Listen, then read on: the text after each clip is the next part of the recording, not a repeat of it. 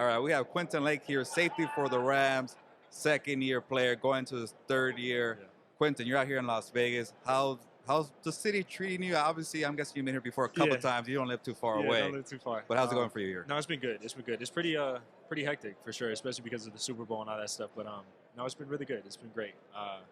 I've been here a couple times, and it's been fun. I mean, you can go wrong in Vegas, but if you do it right, you'll have a lot of fun. So it's been a good time.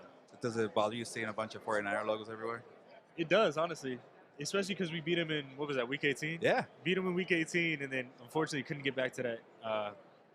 Could have been the NFC Championship when we played them. So it's tough. We're sad about that, but we're coming back with a vengeance this upcoming year for sure.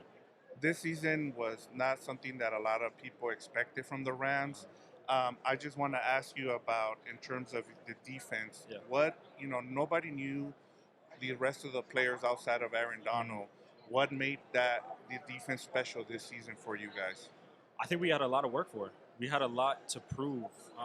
There was a statistic for especially the defensive backs coming into the season. We were the 32nd out of 32nd ranked defensive back core coming into the year. And we kind of took that personally.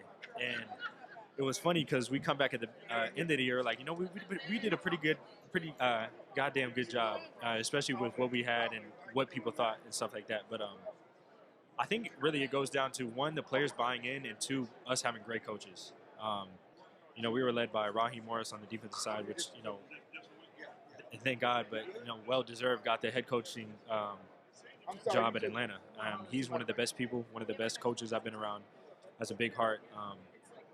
But yeah, we were led by a great group of guys. All our coaches were fantastic. So I think that really helped us. Quentin, going off of what you mentioned about Raheem Morris, I guess for the Atlanta Falcons, who are they getting as a coach and a person? Well, I want to start as a person. Coach Morris has one of the biggest hearts, one of the biggest personalities I've ever been around in terms of a coach. He's so personable, wants to get to know you, wants to talk to you, not shy to get connected, and that's what you want as a player. But also, he's serious when it comes to it.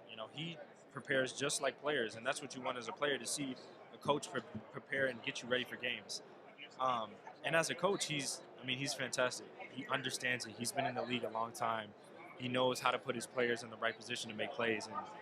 And, the Atlanta Falcons are getting such a good coach, such a good leader, and such a good person. And so, I'm excited to see what they do this year, especially being coach under him. And Quentin, like Victor asking, you guys are a young defense and people didn't expect much from you guys, but obviously you got AD right there in the middle of the interior defensive line. Yeah. But you being in your second year and you coming in with Rusty's, your rookie classmate, you see guys like, Byron Young and Kobie Turner getting all those sacks, the way you guys progressed throughout the year, and then obviously having the doubters, I'm sure kind of lit a fire in you guys, but just to see it unravel and then on the field and the communication, how was that for you? It was fun, man. It was fun, especially with, having all those young guys like Kobie Turner, guys like Byron Young, guys coming in like, me and Rusty's taking on prominent roles in the defense. It was fun. It was probably one of the funnest years of football I've ever had. Just due to the fact, because not only did we surprise a lot of people, but we played well enough to put ourselves in the playoffs. And obviously we fell short, but it was a season that we could hang our heads on. But yeah, it was fun. It was fun.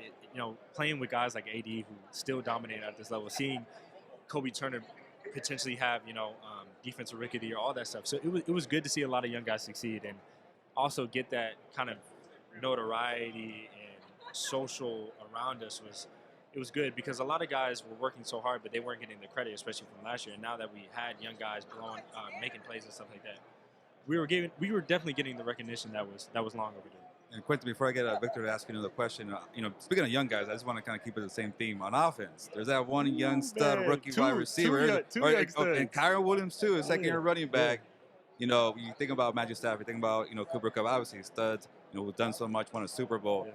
But to see those young guys, those two guys in particular, the way they did it, and you guys kind of fed off of them, and the defense, the offense, and the workhorse back, and a stud, I guess, was he an all-pro rookie wide receiver, Puka Nacua? All-pro, Pro Bowler, potentially offense rookie of the year.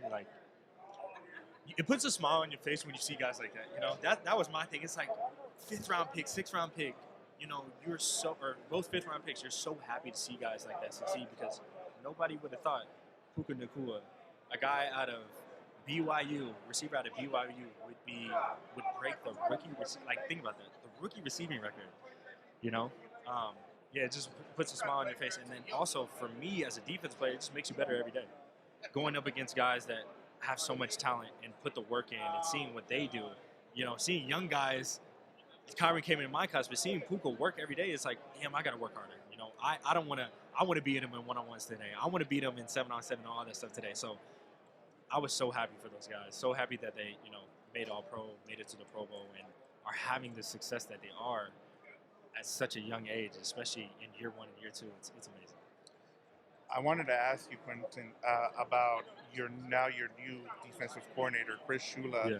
He gets promoted. Just tell us, for people who don't know, just let us know, what can people expect, and what are your expectations from Chris as your defensive coordinator? Yeah, I think he's going to do a great job. I have the utmost trust and confidence in him coming to be a DC. Obviously, he was a outside linebackers coach. He was a DB coach. He has all these facets and has kind of been learning the game at all these different positions, especially on the defensive side. So, one, I think it's well deserved.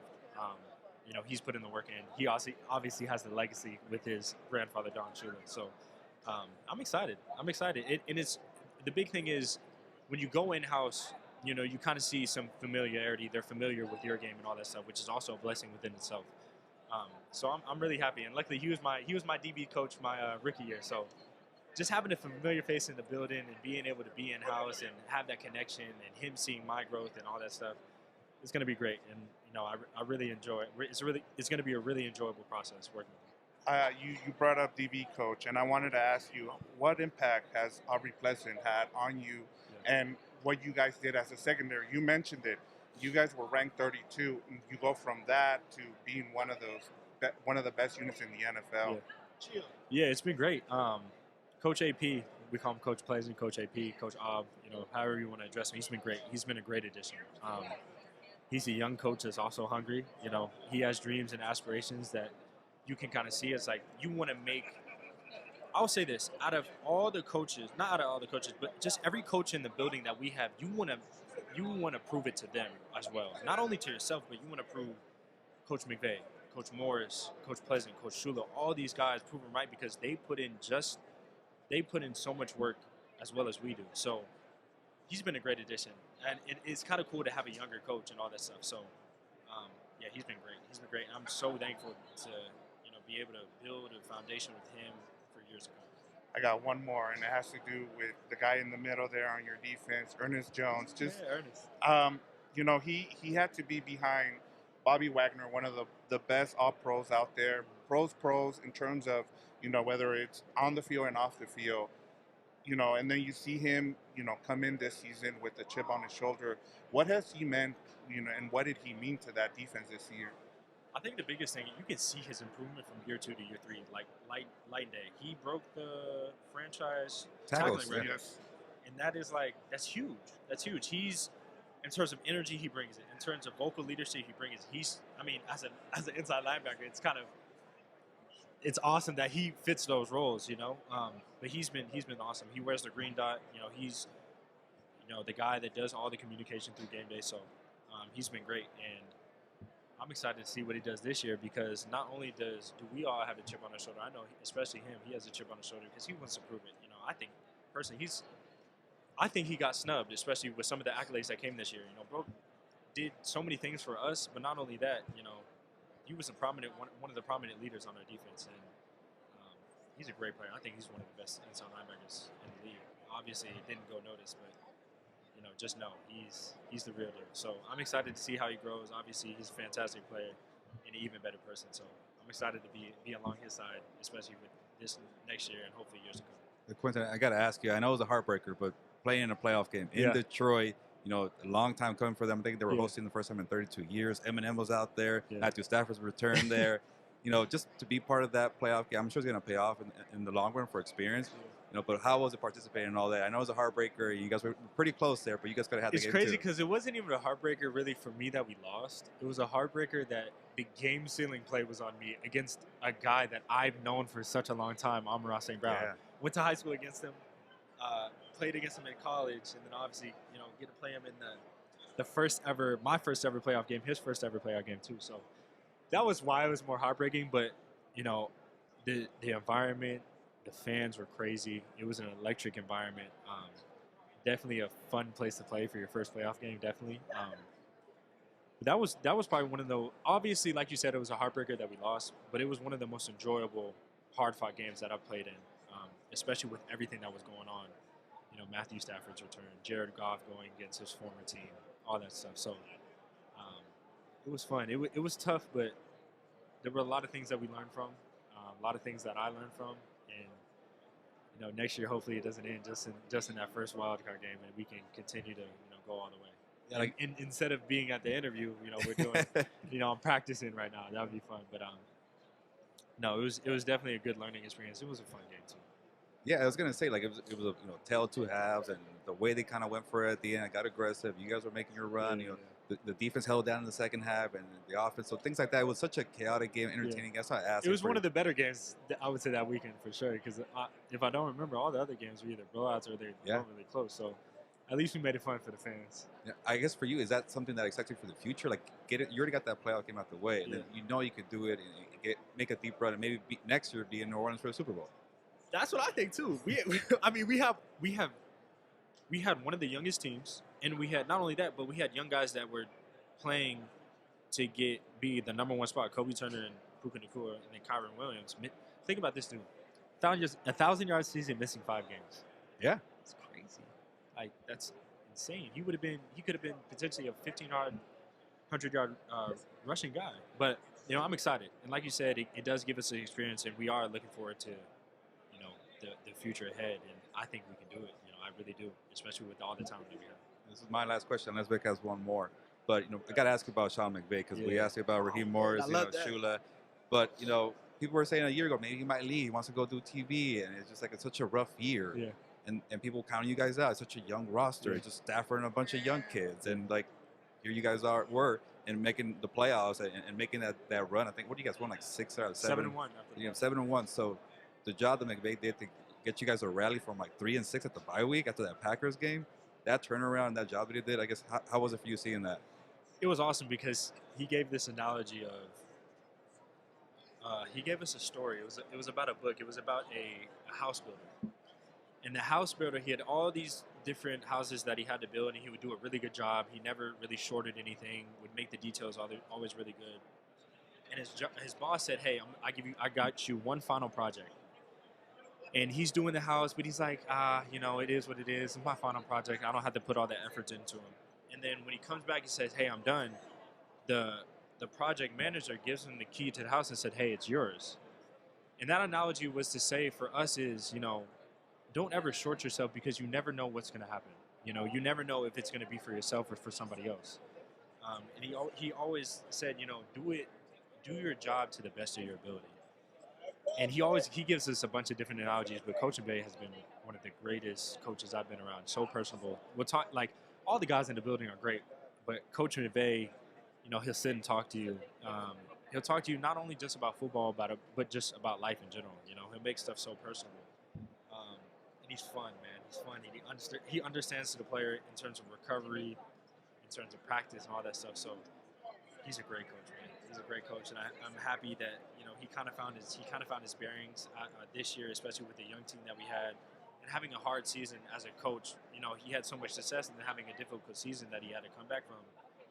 He loves it, and you can see that this year. Yeah, it's been great, and I love Coach McVay. I love him to death, and he's the coach I hope I play for my whole career. I'm sure Ransom's want to hear the same thing. Many years. Yeah, but Vic, you got a question? Years. Yes, I do, and Gilbert, I know that a lot of people, gave Kyren Williams credit for, after he got back from his injury, but Quinn also missed some time, and McVay talked about how big Quinn was, for that run at the end of the season. So, just in terms of what your goals are now, you've had, your first 2 seasons in the NFL. You're with a really good team. You're getting good coaching, but what are your goals now for yourself? You always want to stay humble, but I do. I want to hit every accolade. I want to get a Pro Bowl.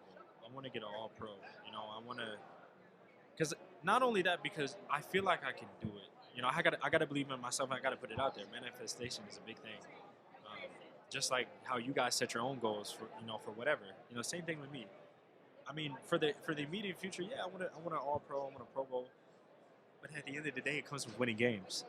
Like simply put, you don't really get the attention that it comes with without winning games. And I think the biggest thing is just putting myself in a position to help this team win. And everything else will put in. So obviously you got to put in the work. Obviously, like I said, I have my own goals, but just putting in the work and helping this team win, and having one of the top defenses. Obviously, I feel like we're gonna have one of the top offenses next year with the young guys that we have. But just helping this team win, because everything else will fall into place. Hey, Quentin, you did plenty right your rookie year. Second year is going to keep going up ahead for your bright future there. But Quentin, we appreciate having you on here and joining us on Compas on the Beat. And also, we also have a podcast called House of Horns. So it was pretty cool to talk to you here in Las Vegas. Yeah, awesome. Thank you guys so much for having me on. Appreciate it.